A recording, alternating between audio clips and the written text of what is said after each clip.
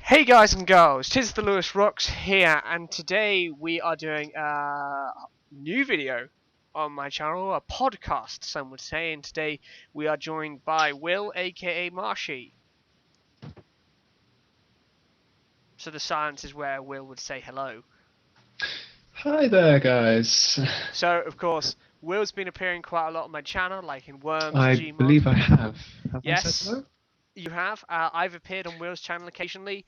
Usually it's things like Worms, where it shows me losing miserably to him.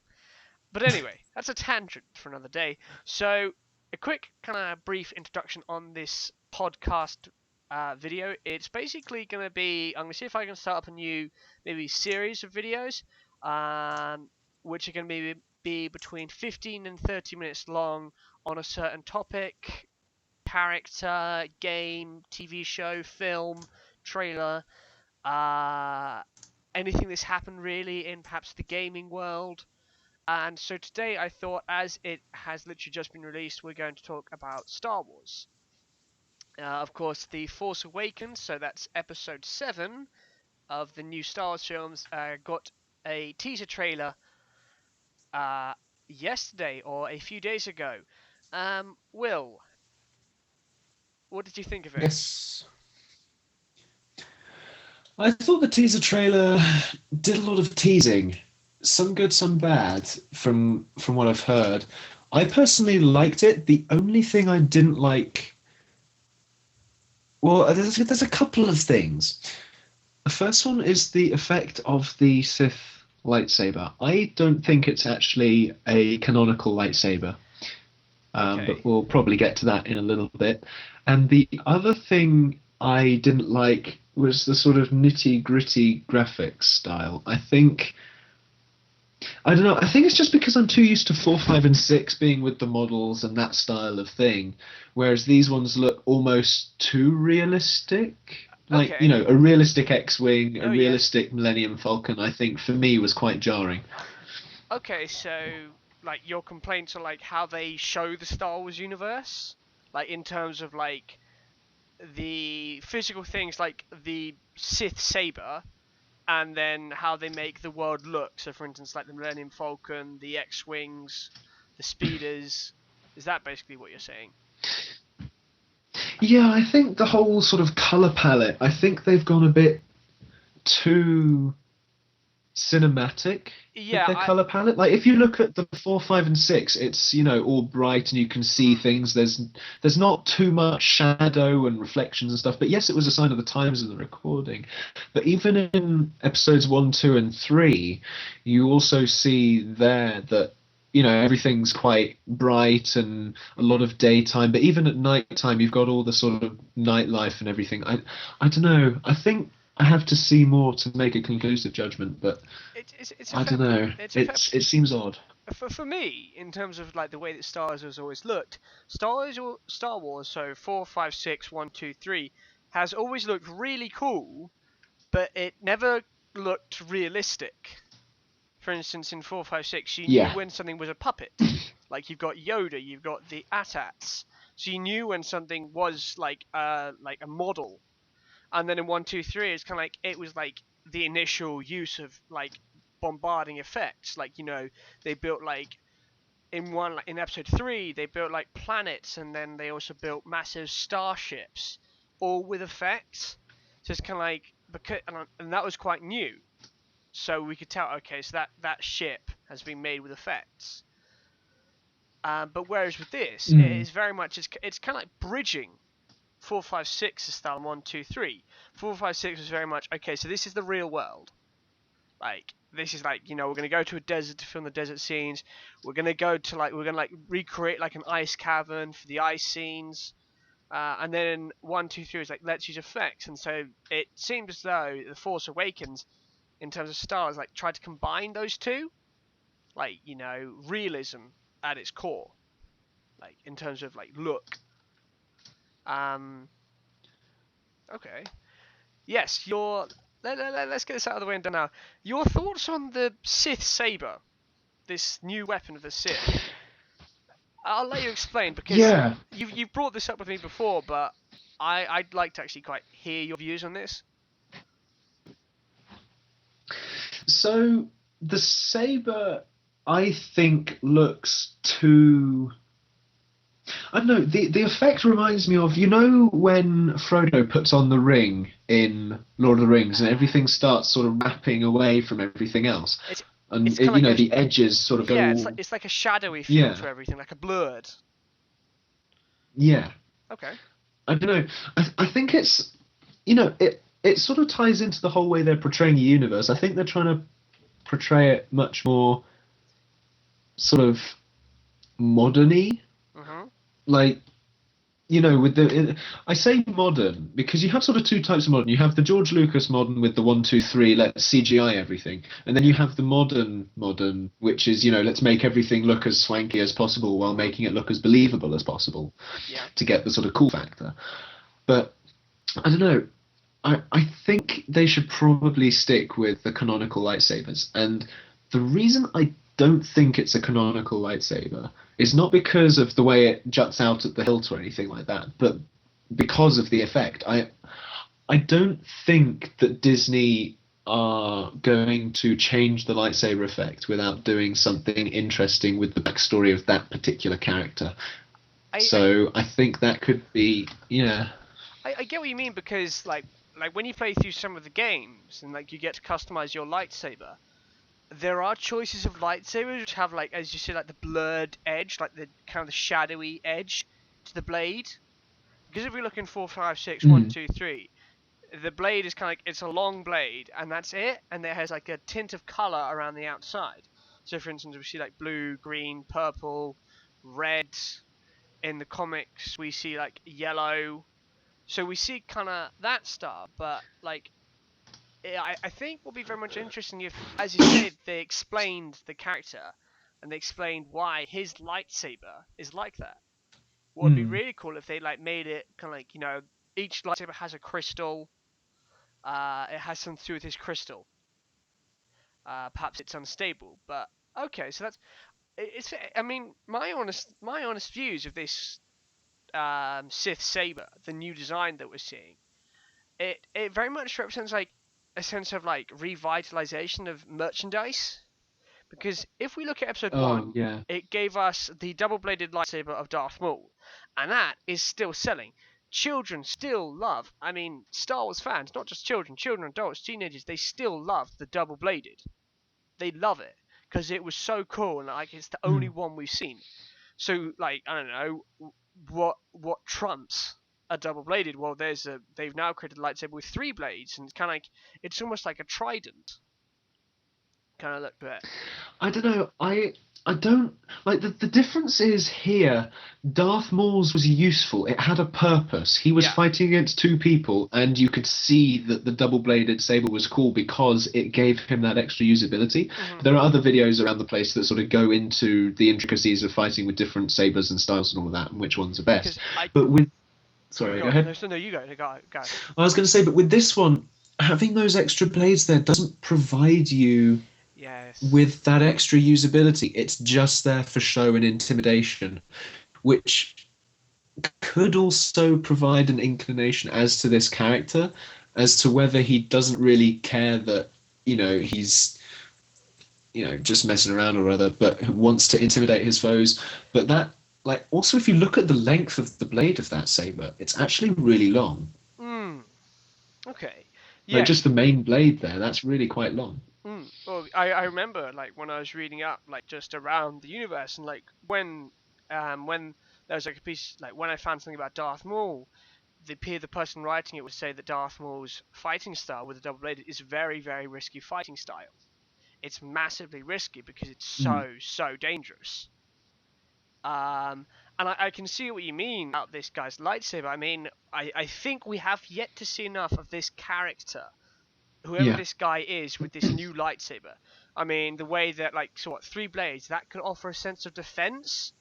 Like, almost like like you lock a single lightsaber between the 2 blades, and then But you see, if you do that, if you look at where the blades actually protrude, they don't actually meet.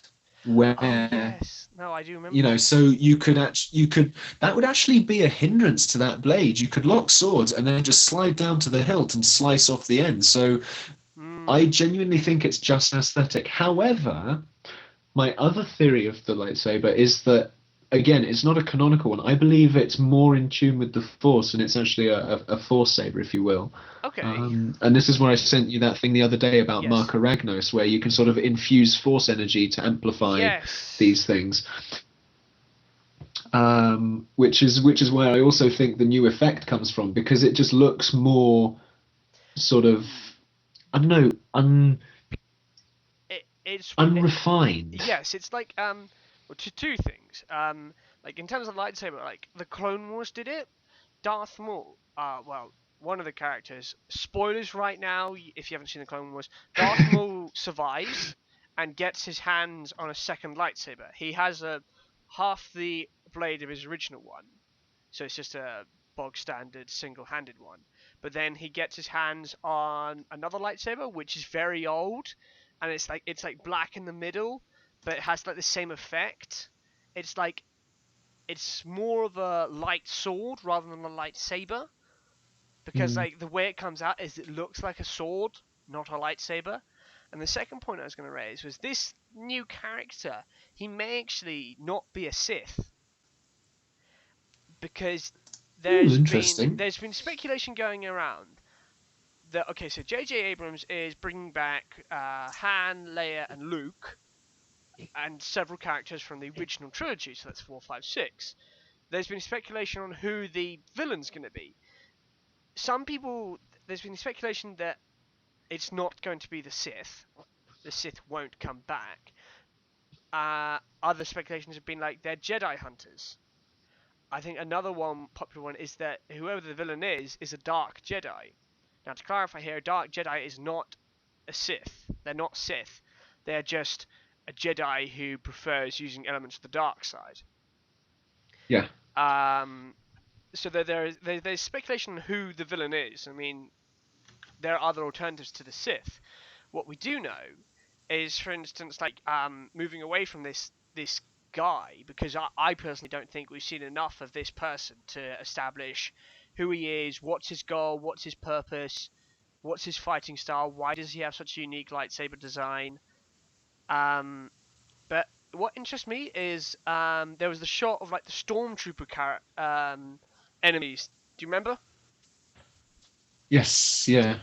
I think they are being called, or the fans have called them, Chrome Troopers, because they're very like, very like everything like reflects off their armor, but they have a very much stormtrooper vibe to their armor Mm. and their weaponry.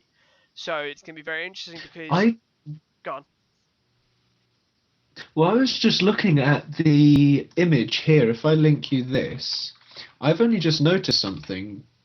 You've probably noticed it before me. But if you look at the image of them, do you see something wrong with one of those stormtroopers? Hang on. I think they've got too much height range to be clones.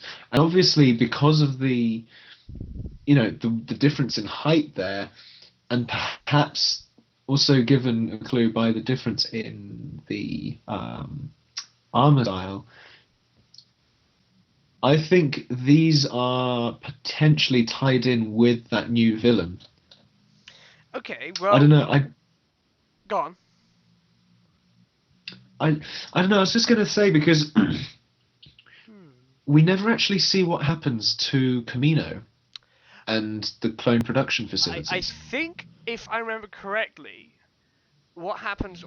Well, actually, I should say that what Lucas has now said is the fact that all the comic book stuff and all the games are not necessarily canon now. So what I'm about to say may not be applicable.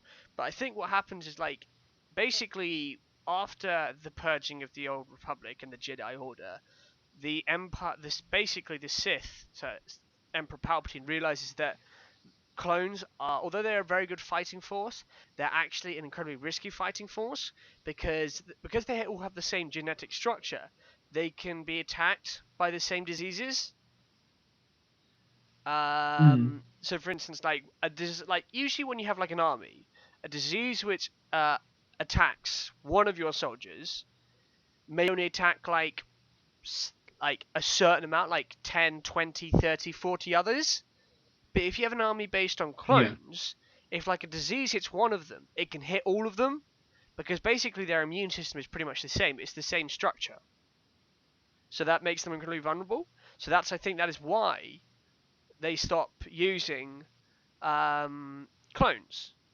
And I think eventually what we see is like most of the clones in the Empire's army gets killed off.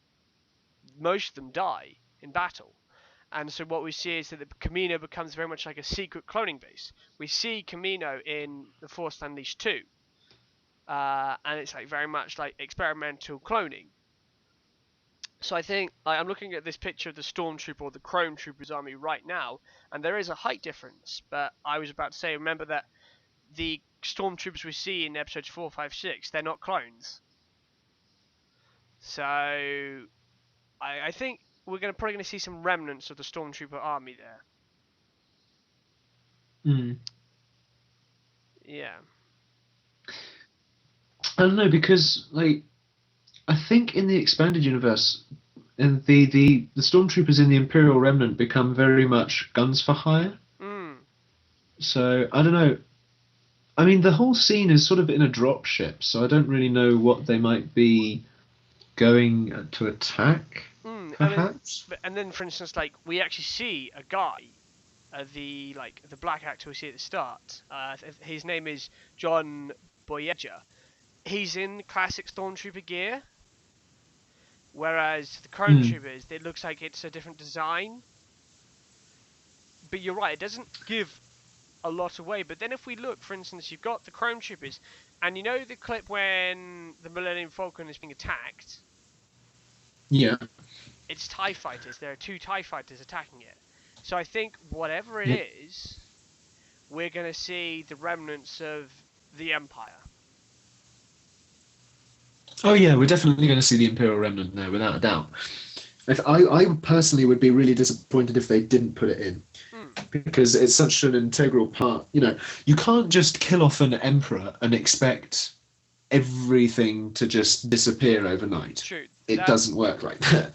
That is one thing they do in the comics. In the comics, like the emperor survives, and through cloning he comes back, and then there's like a second empire, and like when the empire's destroyed, there's like a high-ranking naval officer who like basically like brings all the scattered remnants of the empire together. Admiral Thrawn, isn't that? Yeah, because I think what they say is, yeah, I think that's right, because I think what the deal is like when. By the way, all the stuff that myself and Willen are saying about 4, 5, and 6, I'm not going to say spoilers because they've been out for years. But like in Endor, like with all where the Death Star is, Death Star 2.0, and the Imperial fleet, I think it's meant to be quite a large portion of their fleet, but not the full fleet. So there's still a lot of Star Destroyers out there. So yeah. I'm going to be very much interested to see it, but I don't know. I think, yes, I think in truth it's going to be an interesting film. The title, I think we should move on. As like we've been doing this for like speaking like now for like nearly 20 minutes, I think we'll finish on by talking about the title, The Force Awakens. Yeah. Please, I know that you have some amusing and interesting views on the title. Are you referring to my love of Marco Ragnos? Yes. Yeah. So for the benefit of those listening who don't know, I think possibly one of my favourite Star Wars games is Jedi Academy, but of course not necessarily canon anymore. But a spoiler for this game is that ultimately there's this cult going around siphoning dark force energy in order to awaken a spirit of a is it incredibly powerful super powerful Sith. Yeah. So I don't know. I think there's going to be some jiggery-pokery with stuff. I really want to see some interesting force mechanics that are quite jarring. I think, like the way I see Star Wars at the moment with the Force is if you look back at the first films, they're very like Episode 1. The Force is very much a sort of let's open a door or let's nudge someone back and make them fall Are over. we In talking? Episode 2, Are we talking Episode 4 or Episode 4: A New Hope or Episode 1: Phantom Menace? when I say Episode 1, I mean the numeral, not the birth order. Okay, so Phantom Menace. Yes. Okay, sorry. Continue. And like going through from 1, 2, and 3, the Force goes from sort of let's push someone over to very much a a fighting style weapon, if you will. It becomes very weaponized. Mm-hmm. Whereas if you look back at 4, 5, and 6, it's very much this sort of mystical thing. It's almost like where you've got. It's like an energy, a life force in 4, Yeah. 5, 6. Mm. Yeah, like it's hinted at 1 a little bit with like the midi-chlorians or whatever that was going on about. But in 4, 5, and 6, with the death of Ben Kenobi and the Force ghosts and all of this stuff, it's alluding to the fact that there's so much more to the Force than is just weaponized between Jedi and Sith, if you will. Okay. Yeah, I think that's what this film's going to get at. I think there's a very interesting view because, and I'd agree with you on pretty much everything that you said. I think what episodes 1, 2, and 3 tried to do was like the Force is something scientific. It tried to explain what the Force was with the midichlorians. But then you're right, it became more of a fighting style. We saw the Jedi as generals, as tacticians, as soldiers. So we got to see the Force as a fighting style. If you look at the climactic fighting scenes in Episode 3, one between Yoda and Darth Sidious, and the other between Obi-Wan and Anakin, we're seeing very much like the Force empowering them. Especially with Anakin and Obi-Wan, like they're able to accomplish giant feats of athleticism, like huge leaps over lava because they had the Force on their side. But 4, 5, 6, like with Ben Kenobi and Yoda, it's kind of like, and even with Darth Vader and Luke, it's kind of like it's this energy that they can tap into, this life force. Yeah. Less about, okay, let's like do giant feats of athleticism with the Force on our side. It's the Force is not fighting style in 4, 5, and 6. It's almost like this tool. It's not a weapon, it's a tool. They can use it. I think another way you can look at it is that 4, 5, and 6, the Jedi that remain, sort of Yoda and Obi-Wan, they've studied it. Yes. As if they're sort of scholars, if you will, or philosophers of the Force. Whereas if you then look at the Emperor, while the Jedi seem to be embracing it and sort of morphing it, if you will, the Emperor seems to be very much exploiting it. Yes, I'd agree with that. And, the way he's just like, I will strike you down with lightning and all of this, and I'm more powerful than you just because I can manipulate it. But even Darth Vader does the same. Darth Vader's the classic Force choke. Oh, yeah. I mean, Darth Vader, of course, cannot do the feats of the Emperor because he's half machine. But you raise a fair point there. You actually raise a very good point. One's very pacifist, okay, almost hippie-esque, okay, we're one with everything. Whereas the darker side is more, this is a weapon. We can use this to become stronger. Yeah. Well, I thought that was sort of one of the definitions of a Sith, is that craving of more power. Yeah, more power. But yes, regardless of whatever they do, like from the teaser trailer, I have faith that it's going to be a good film. Because if you look at 1, 2, and 3, so that's Phantom Menace, Attack of the Clones, and Revenge of the Sith, they're good films. They are. 4, 5, and 6 are fantastic films. But I think, because J.J. Abrams is only doing Episode 7, I think whatever he does, I think it'll be a very, very cool, fresh look. Yeah. Because I think it's been nearly 10 years since the last Star Wars film. And we have had the Clone Wars and the new one, Star Wars Rebels, both of which I've watched quite a fair few episodes of both, and both are very good. But yes, regardless, I personally think it's going to be a good film. What do you think? I think I'm going to give it a chance, but again, I think I'm going to have to ease myself into the graphical cinematic style that they're going for. I think it's going to be very odd the first time you see it. It's going to be like, oh my gosh, this is like super modern and swanky and cool. Mm-hmm.